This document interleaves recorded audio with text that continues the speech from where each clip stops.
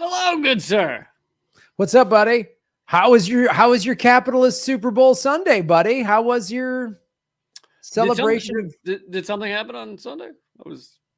I think there was some kind of like an intramural game or something like that happened that they broadcast. Usually most years in my life I have been at some kind of Super Bowl party, but this was one of the years where I didn't go to anything and didn't watch it. But I did hear that in a brave moment that changed everything across the United States of America, Eminem took a knee during the halftime show. I mean, that is real change that people can believe in.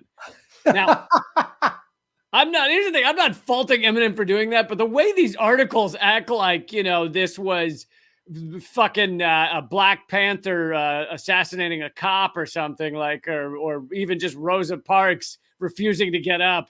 It's like he did a very safe political statement on a very safe platform in a very safe way, in a very safe point in his career. I don't know that we should all act like this is the biggest thing that's ever happened. Years after Kaepernick was kicked out of the league and the league has now apologized. It's just so funny. Like, this is the corporate sanitizing of that. Like, the summer of 2020, when all the sports leagues just had, they just put Black Lives Matter on the jerseys, and that was all the league was like, see, we've made change. And Obama called the NBA and told the players not to strike. Yeah. Go back to playing basketball. Yeah. And they all did. The thing you can do that's best for Black America is go back to playing basketball. That's what he told them. And they were like, well, he must be right. Because, it's not like Black Lives Matter started under Obama. Right. I know. And nothing changed when he was president for 8 years. But yeah,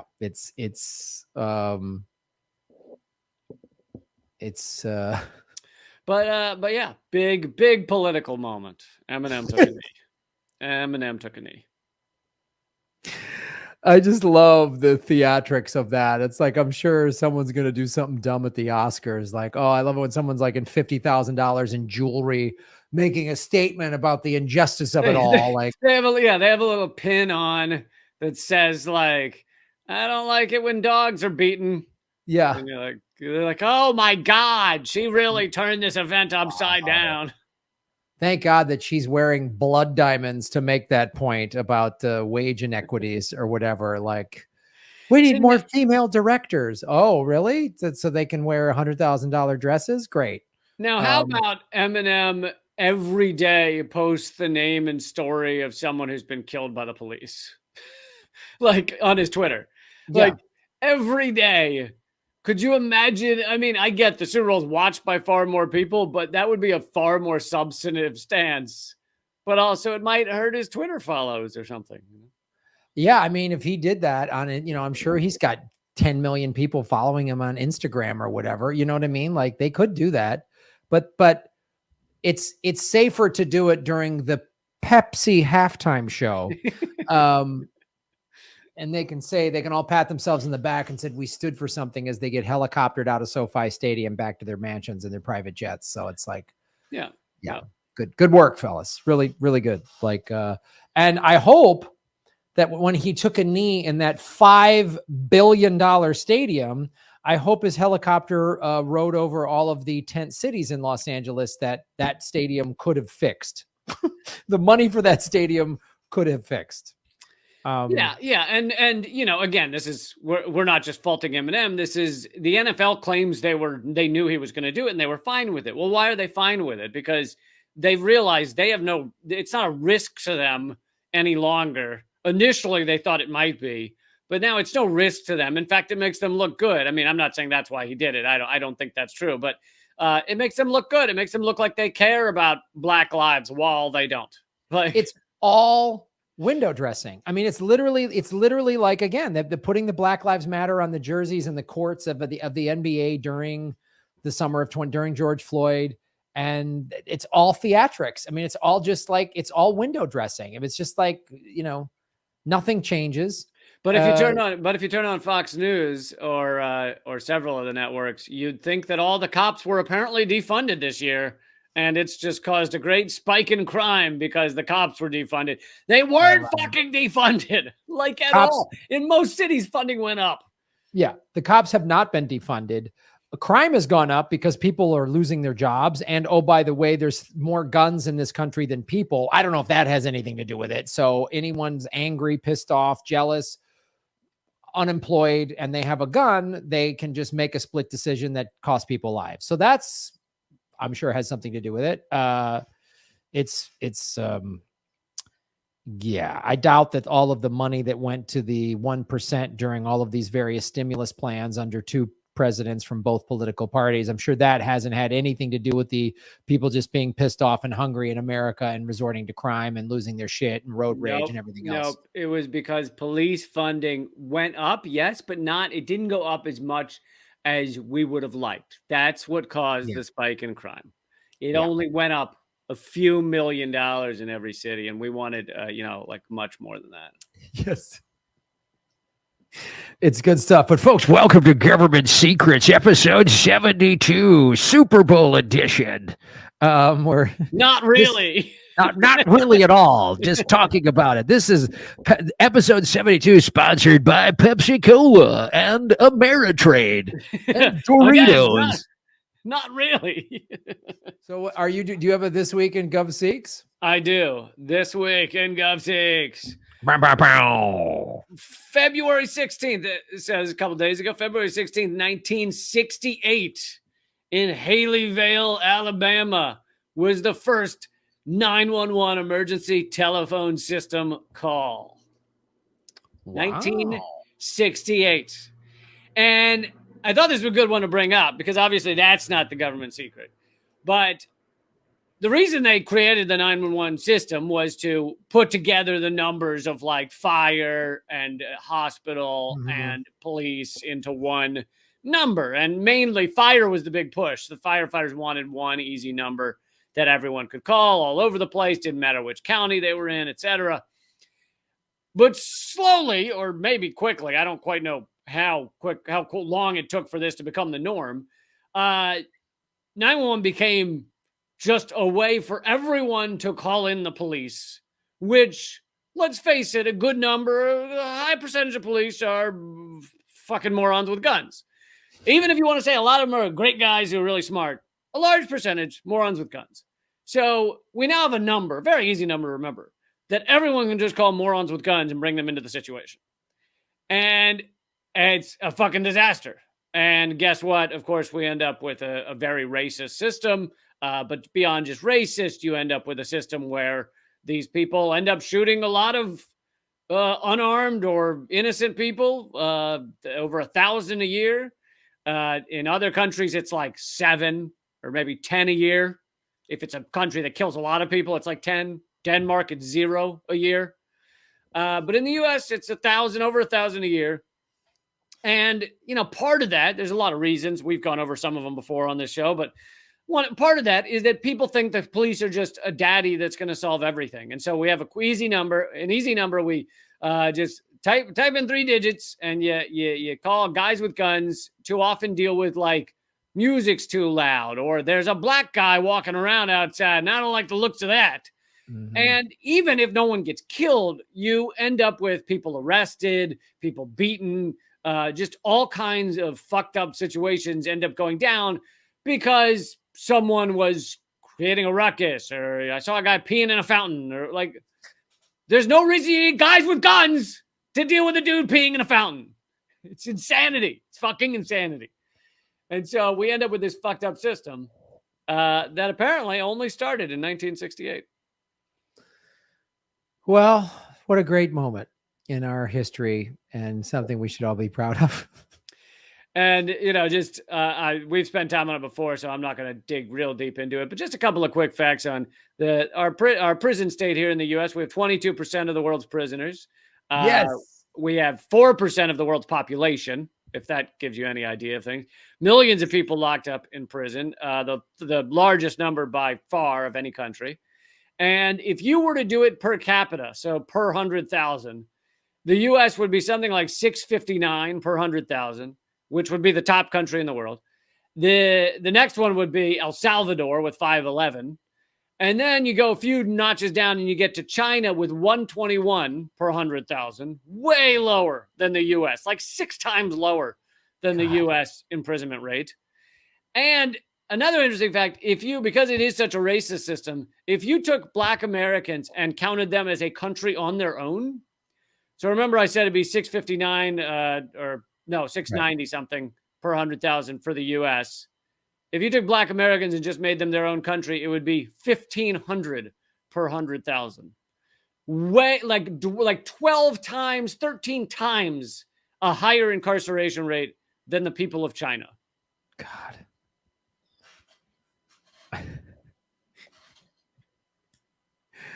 Like, there's no statistic. Like, is there any statistic that America's leading that's a good one? Like, are we number one in any of the good statistics? I mean, just like yes. The availability of inflatable water wings that have black Santa Claus on them. Oh, we did it. We fixed that problem. That was such a huge problem America had. Now it's fixed. Thank God. We're number one in that regard. Oh, I love it. I love it. Number one in fast food. We're just great. Everything's doing great. Which by default, number one in diarrhea. So. And number one in morbid obesity. Another one of the good ones we've got. All right. What that was this week in government secrets. So you want to do your segment first? Sure. I got kind of an easy one. Unless you want to do yours. I played a little CIA operation bingo today, buddy. So I got a fantastic one ready to go, locked and loaded. All right, we'll do CIA next, so we can lead up to the heavier topic. Although I have a feeling we'll find a way to make this one heavy, but I feel like it's in certain ways kind of lighter. Still racist. We're on the racist track this episode, or track. But so I didn't know this until, in fact, Jafar Khan is on Redacted tonight. He mentioned it, a one-sentence mention in his piece that comes out tonight. And so I looked into the history of it. And Graham, do you have any idea the history of tipping and why it's far more prevalent in America than other countries? My guess is because we don't pay our servers a real wage. Like, I've been to Australia where they, like, the bartenders are getting like 25 an hour. And I remember the first time I was there and a local Aussie comic was like, don't tip them. They make really good money. Right. So we pay people crappy. Even so, our server minimum wage is below regular minimum wage because it's a way for our capitalist overlords to pass off salaries to the consumer rather than management. Yep. All correct. All well said. And I'll get into some of the details on that. But to go back even a little further, it has to do with slavery. Yay. Oh, awesome. So it's not the first time anyone ever tipped. There was tipping in feudal England and stuff where it was a way for aristocrats to look so impressive. You know, they throw down extra money, just like, here, peasant, I don't even need it. It's just everywhere. You take this money. I just use it to wipe my ass. What am I doing with it? So because they started doing that, it then came to America in a very slight form, not common, to make people look rich, or if they were rich, to show how rich they were. And so there was that going on, but it didn't become like the norm until slavery ended, and these establishments, mainly service industry was the main one, wanted to basically continue to have slaves. How do we continue to have almost exclusively Black people serve and do these jobs but pay them nothing? And the answer was, we pay them nothing and expect the customer to pay them. So it became quite commonplace during Reconstruction for African Americans to work almost exclusively for tips. And one of the most notorious examples, this is from a Politico article. And by the way, Politico, total liberal garbage outlet. But I've noticed this with certain historical articles, then they're fairly accurate because that was way back then. They don't need to like do propaganda for way back then. They only need to do it for, this week and next week. So you can get, you could even get an article like this on NBC News as long as it's, as long as it's a few years back. Well, that's part of this sort of neoliberal propaganda is it's always like, it was always back then. We've talked about this before, even in terms of like the discussion of these awful CIA operations, that it's always like, well, back then they did, now the CIA doesn't matter. Like if that's the old days, like we fixed everything else. Right. Almost makes people think, we're past it, because if we weren't past it, why would we be telling you the history? Right. Yeah. But so one of the most notorious examples comes from the Pullman Company, which hired newly freed African-American men as porters on the Pullman trains. Rather than paying them a real wage, Pullman provided the black porters with just a meager pittance, forcing them to rely on tips from their white clientele for most of their pay. Tipping further entrenched a unique and often racialized class structure in service jobs in which workers must please both the customer and the employer to earn anything at all. So this is a journalist quoting Carrie Seagrave's 2009 book, Tipping: An American Social History of Gratuities. But this was written in 1902. It said, "Negroes take tips, of course. One expects that of them. It is as a token of their inferiority. Tips go with servility, and no man who is a voter in this country is in the least justified in being in service." So it was both well, we want to keep slavery, and so this is a way to do it, and a way to show the superiority of the tipper. I am the one above you. I have the money to just throw at you. And so those who did not consider themselves of the lower class wouldn't even be in these jobs. Oh, and also that leverage that, and if you're good, you'll get a good tip. If you're not, so you better, kowtow to me and kiss my ass, because I hold your ability to feed yourself and your family literally in my hands. Yes, indeed. And several states sought to end the practice in early 1900s, often in recognition of the racist roots. So it's funny that like in the early 1900s, there was a large understanding that this had racist roots, because it wasn't that long ago that it was purely black former slaves that were getting tipped. And then we slowly just forgot that it had racist roots. And now, I just like when I was a service employee, when I was a waiter, pretty much everybody in this country has no idea that this came from a racist history. But the restaurant industry fought back against those efforts and was powerful enough to roll back local bans on tipping. And tipped workers, along with most others, as the act applied to industries that together made up only 1/5 of the labor force, were excluded from the first limited federal minimum wage law passed in 1938. So minimum wage begins in 1938, but anybody who gets tips doesn't count. So at that time, it was almost, it was mostly black people don't count. Wow. I mean, it's like, it's not surprising at all, because really like this tipping thing is, again, just a small microcosm of what America always has been: racist and capitalist and greedy. Instead, we've all been sold on the, we don't have a class structure like those countries in Europe. You can pull yourself up and work yourself up by your bootstraps. No, it's been literally, this is what systemic racism looks like. And now, obviously, today, I've waited tables, you've waited tables. Now it's more of a class issue, but of course it's rooted in racism, and it's insane. Yeah. And so 30 years later, so the minimum wage begins 1938. 30 years later, advocates win a base wage for tipped workers. But it was very low. And that it amounted to only 50% of the minimum wage for non-tipped workers.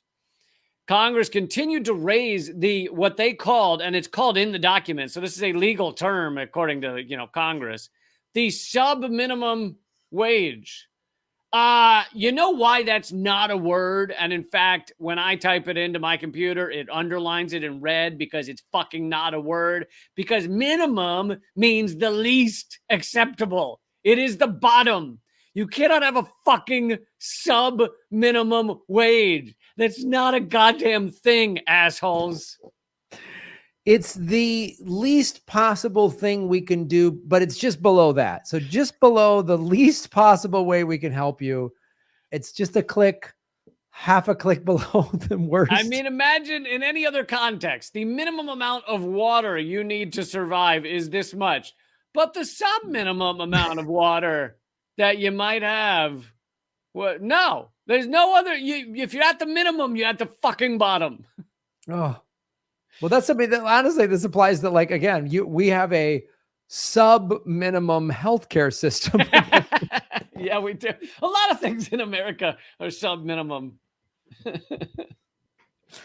Oh, goodness.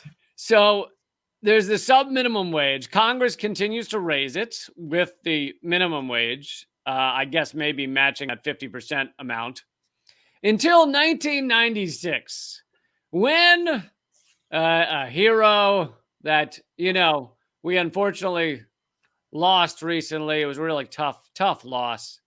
When Herman Cain, who headed the National Restaurant Association at the time, offered legislators a bargain. He said the industry would accept a small increase in minimum wage as long as the tipped wage was frozen at $2.13 an hour. And you know what it is today, Graham? Oh, is it $2.13? That is correct. Yes. Oh, Herman Cain taken from us too soon. Yeah, really taken from us too soon. Really? Died from COVID from going to a Trump speech. Because he didn't want to get vaccinated. Yeah. Well, and wanted to go to a fucking Trump speech. Yeah. Died from COVID because he went to a Trump speech. $2.13 a fucking hour. And here's something, again, I did not know when I was waiting tables at age 20 at a fucking TGI Fridays and hating life. And by the way, I had shifts where I distinctly remember making like a lunch shift. So it was like five hours or something. And at least a few of them, I made $12 total. But the thing is, though, Lee, out there, it was whatever Tuesday. In where you work, it was Friday. You know what I mean? And it was wild. I mean, how many times during that, 5-hour lunch shift where you made $12 did you get to sing the happy birthday song to some dipshit with a candle in his mud pie? It's true. I did have that joy in my life. And I did, for some odd reason, I would always try and have the candle light my clothing on fire. I don't know why that was. Just accidentally cover yourself in turpentine so you could set yourself on fire. In the alcohol-based mudslide. And just try and light myself, because that seemed better. It seemed like a better option than singing the fucking happy birthday song. How each time you sang that song, what did you do? Did you disassociate? Did you just stand in the back? Like what? How did you get through that song? I think for those of us I think I only sang it a few times because for those of us who sucked so horribly at it, they stopped asking us because you had to go to sing it. Like the waiters had to go like round up several other waiters, which is a fucking annoying thing if everybody's running around trying to wait tables. And so I think they realized like they needed to get the people that could actually sing because Lee sucks.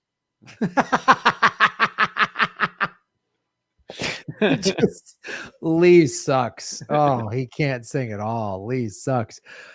This is a thing. Like if I ever were to get a hold of a time machine, I would go back to see a 20-year-old Lee Camp singing a happy birthday song in a TGI Fridays. I will tell you this though, that when I applied to wait tables, the first thing I did when I walked in the place to see if I should apply, I waited to see if they had to wear flair, and if they did, I was not applying.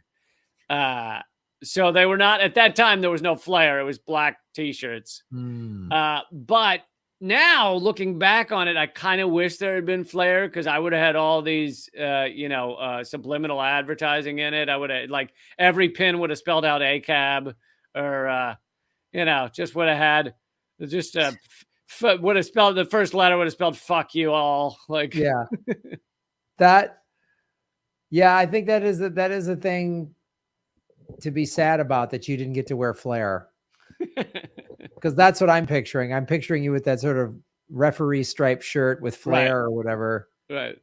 And getting now, walking away with $12. Yeah. Did you have long hair back then, or what kind of hair did you have? Short hair, man. I was pulling off the Graham Elwood, the retired Marine look. Oh, a Marine haircut, Lee Camp at a TGI Fridays, slinging sliders around. Man, that just, God damn it. What a golden time in history. I worked at a pizza place in Chicago, Pacino's on East Wacker, 75 East Wacker. It's great pizza. And what was your birthday song like? We never did that. Somebody said it was their birthday. All we had was this one little dessert. We had this little brownie, and we'd put a candle in it and go, there you go, man. It was very well. Also, how fucking sad is it if you're at a pizza place telling them it's your birthday? That's fucking sad. It was just like, here you go, man. It was so kind of like downtown Chicago. Like, there you go. I ain't singing for you. Like, you know, it was. I did have fun. I was right out of college. I did that job, and I was like a young comic trying to, I was doing open mics and stuff. And so I would work the lunch shift too, because I needed to be available at night. Yeah. Same shit for me a few months after college. But so it stuck at 213. Now employers, this is what I'm going to say I didn't know when I worked as a waiter, and most waiters don't know. Employers are supposed to pay the difference if tips don't add up to minimum wage. So if you were to get, nowadays, if I got $12 for 5 hours, they owe me some fucking money. Right. But too often that law is not enforced. When the Department of Labor conducted an unusual compliance sweep of 9,000 full service restaurants between 2010 and 2012, they found that 84% had violated the sub minimum wage system. You don't say. So there's minimum wage, then there's sub minimum wage, then 84% of the restaurants are not even paying the sub minimum wage. So you're getting sub minimum wage. Well, they're paying the sub minimum wage, but they're not paying to make sure you get to the minimum wage, which is supposed to be how the system works. But yeah, it's the royal fuck yourself wage is what it should be called. But at least you get to pay for your own health insurance in this country. So you got that on top of this like double fuck sub minimum wage thing. I believe at that time I had no health insurance. Yeah, exactly. Why would you need it when you're just singing songs and, delivering potato skins or whatever the fuck? Chicken tenders. Why would you need it when on literal Fridays and TGI Fridays, this place would become just like super fucking redneck, and just like everybody's got probably got a gun in their waistband, and they've 12 drinks in, and it was good times. Where was this? Richmond, Virginia. Oh man. God, you worked at TGI Fridays in Virginia. Oh, I'd pay good money to see that. If I come back to DC and we do a live government secrets, can we go to that TGI Fridays? Let's absolutely go there, and we'll see my photo on the wall of fame. No, I'm kidding. It's all the other waiters. It's like graduated community college in 2006, and Robbie manages a comic book store. So there's that. Lee works for Russian television. Lee is a Russian fucking stooge, and to show that, we've drawn a penis on his picture. They just photoshopped you with Putin, and they're like, this is Lee. We're so proud of him. So last kind of note on this, if you didn't think it was, racist and sexist enough, workers in the restaurant industry are far more likely to be poor or near poor than the general population. Sure, there are upscale restaurants where wealthy patrons offer servers good tips on expensive menu items, and those servers make a great living, but those jobs are few and far between. And big surprise, I know it's going to shock everyone listening at home, those jobs are dominated by white men. Research also shows that tipping itself has a racial component. Customers generally give white workers bigger tips than black workers, regardless of service quality. Thanks in part to segregation within the industry and discrimination from patrons, restaurant worker poverty rates are highest for women and people of color. And that in the industry, I think, is at, I don't know if it still is, but until recently was 75% women as well. So the whole system is sexist and racist. Well, that's right. Right then is when I would cue the TGI Fridays staff singing the birthday song. Right? happy birthday, happy birthday. I don't know what the fucking song is. This is your birthday song. Happy birthday song. Oh man, that. Again, I'm so proud to be an American. It just really like there's nothing better than this is the greatest country in the world. Well, and for those at home who think we can only find government secrets in CIA operations, you can also find it in just everyday activities. Just there's a government secret. There's a horrible history just when you go out to eat and when you wait tables. Just under the surface, just like your creme brulee out at the restaurant, just right under the cracking surface, there's a whole pile of shit. There's a sweet spot of horrific racist lies and sexist and classist shit that you can just jam down your yap hole and pretend it's not there. It's like a shit brulee. It's like a detritus brulee. Oh, Graham trying to use the word detritus. It was detritus. Okay. I said it wrong, of course. That's fantastic. You say detritus. I say detritus. Oh, man. You would have fit right in at TGI Fridays. Oh, I'm going to go get a job there right now because it just sounds fun. And now I know I'll get tipped better. So come on. I mean, this is just fantastic. There was a certain level of respect I had for the waiters. Like, I was right out of college. I had all these plans to be a comedian. Like, it sounds like you also had. There was some level of respect for the waiters that were like, I'm going to work as a waiter and then I'm going to fucking do a ton of blow after each shift. Like, that is the life plan, man. That is the plan. Yeah, it was. It's one thing, and I'm sure you're this way too. When you go out to eat, you tip like 20, 25% or more, right? Like you're always at least 20%. I'm more than 25 to 30%. Either that or I give them some sage advice. One or the other. I figure that's worth at least 25%. Keep your chin up, sweetie. And then just they love that. They love that. When I just go, hey, in place of a tip, how about this? A bird in the bush is worth 2 hands in the bush. I just go, here, I'll give you a tip, zip, and stick this in your mouth is usually what I do. That's I'm sure that goes over great.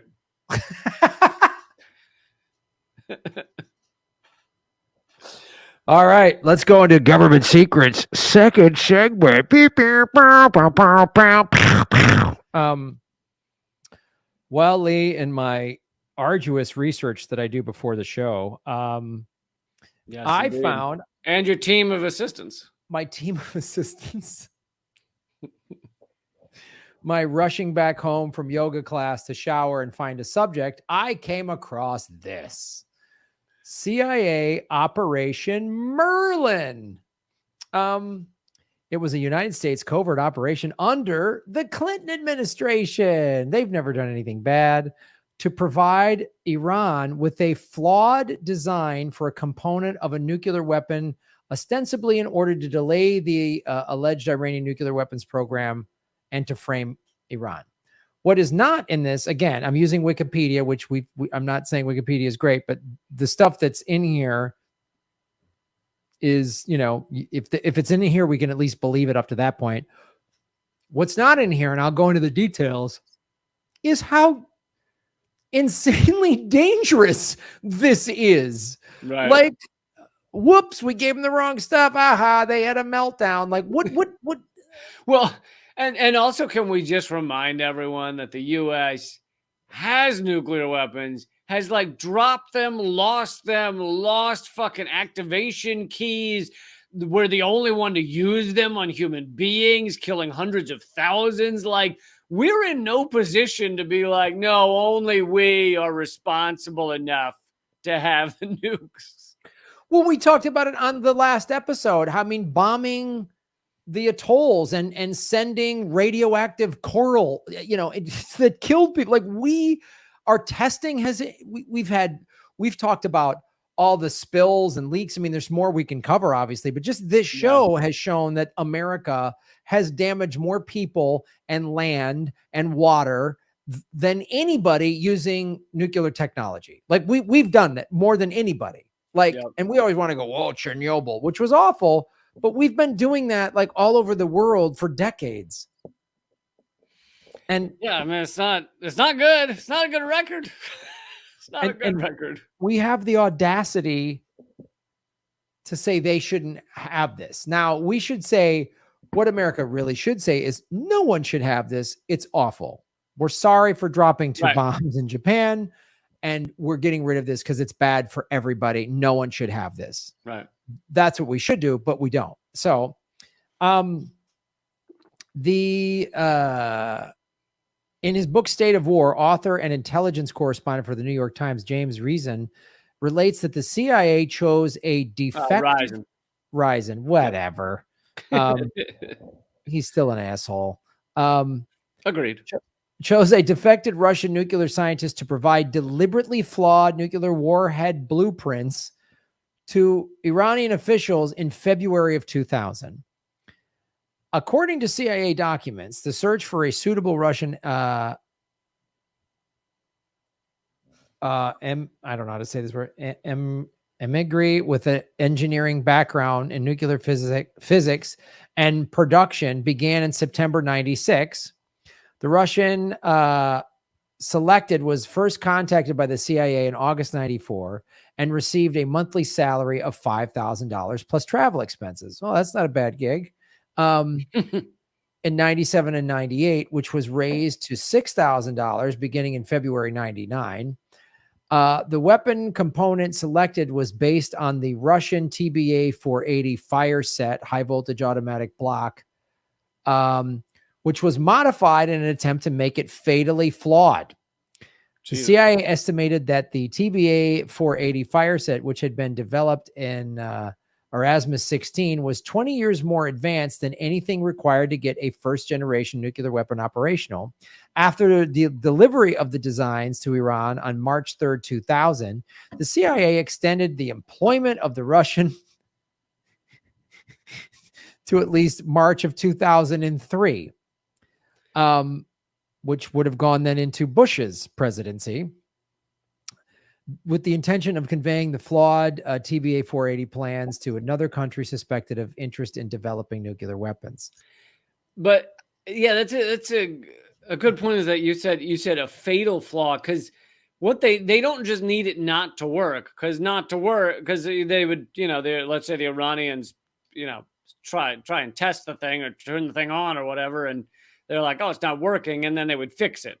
They needed to like fucking cause some catastrophic meltdown or some crazy shit in order for it to destroy the whole program. Yeah.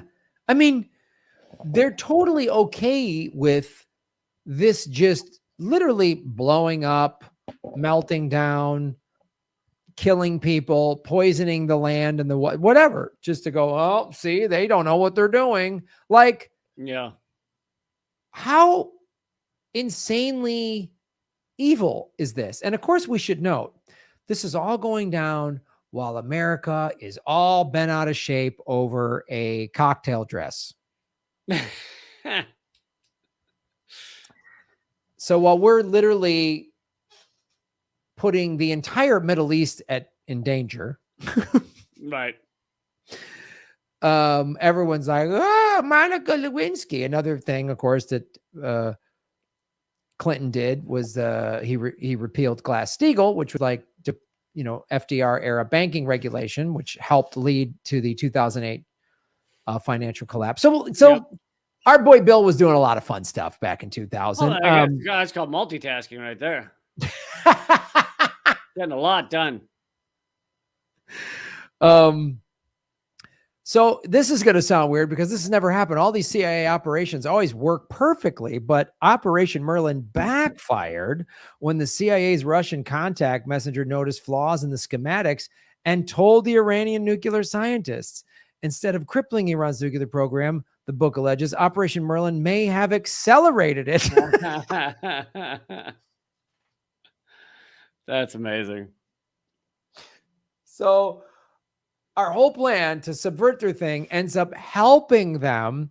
God, this kind of sounds like, gee, wasn't there like a 20-year war where we tried to get rid of this group and instead we left them with $80 billion worth of weaponry? I can't think of it off the top of my head, but it rhymes with Afghanistan or I can't.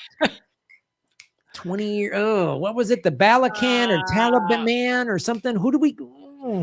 I can't think of it. The Smurfs. We tried to get the Smurfs out of power, and then 20 years later, we just left. If you're talking about like backfire and blowback, I don't think we've ever had any of that. I don't think we've ever seen any chickens come home to roost. Never the once. We should just get a flow chart. Like, how many CIA operations have actually worked? Like, what's their success rate? Like 5%? Like 9%? Like when have they?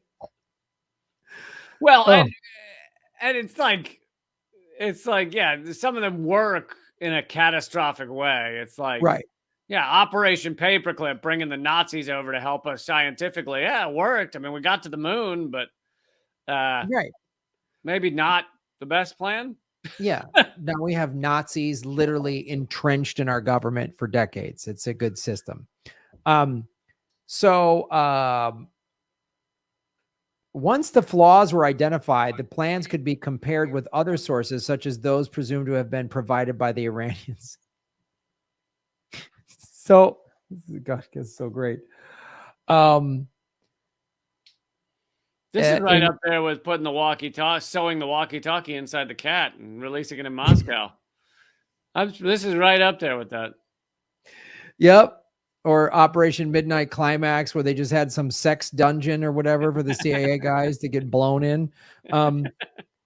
In late 2010, former CIA officer Jeffrey Alexander Sterling was indicted for allegedly being the source of some of the information in Rison's book and was convicted of espionage in 2015. He was convicted and sentenced to 3.5 years in prison. Oh, Patsy. Little scapegoat. Yeah. 3.5 years sentence. As with John Kiriakou, basically the people that actually get locked up are those who reveal the crimes of our war machine. So that's Operation Merlin. Another fantastic thing that didn't do the thing it was supposed to do, and then they covered up and lied about it. So that is. By the way, fun government secrets extra. James Risen was the man who was going to write an article for the New York. He was at the New York Times, going to write an article for the New York Times about Bush's torture program, the torture going on around the world under Bush. And it was right before the 2004 election. And New York Times didn't want to, ruffle any feathers or upset the government, who said, well, you can never report that article, So, they didn't report it. Bush got reelected, and Risen eventually, when they kept putting him off, left the New York Times and put out a book about it because they wouldn't let him report on it. So there's your New York Times covering up for torturers. Nice. That's fantastic. It's really, I'm glad the New York Times has covered up for torturers. I mean, them and the Washington Post have done great work. And, we should all be excited that we have freedom of press. Yep. In terms of defending torturers, they are some of the best. They're some of the best. Some of the best. They love the Washington Post and the New York Times loves war. So it's good stuff. They're trying to create one right now. Yes. And it's fantastic to note that I just went to Open Secrets. I've done a couple videos on this. Donald Trump was given $2.7 million by the defense industry. Do you want to know who was given more in 2020? Hold on. Kirsten Gillibrand. Yeah, for some reason they just really decided to just they really doubled down on Kirsten. Yeah, getting in the White House. Really love her. Well, Trump got 2.7 million. This other guy got 3.1 million. And he still has a job in government, unlike Trump. Is he a dead ringer for the guy who hosted Tales from the Crypt? Does he have narcolepsy at climate summits? Does he? Yeah, Joe Biden got more money from the defense industry for the 2020 campaign than Donald Trump did. And the defense industry is loving this latest buildup for war. By the way, all you liberals out there who said, oh, Biden has proven what a peacemaker he is because he withdrew the troops from Afghanistan while killing more people with economic war on Afghanistan. Seems like you might have spoken too soon.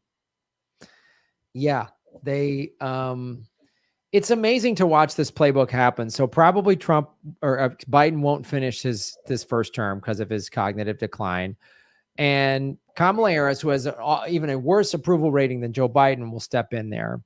But we will have a combination of some sort of war in the Ukraine and sending troops over there. And either Trump will just flat out run again in 2024, or some other just like General Mattis, or will be just a full-on fascist will be running. So then everybody will be like, you got to vote for Kamala. Look, I know she's not perfect.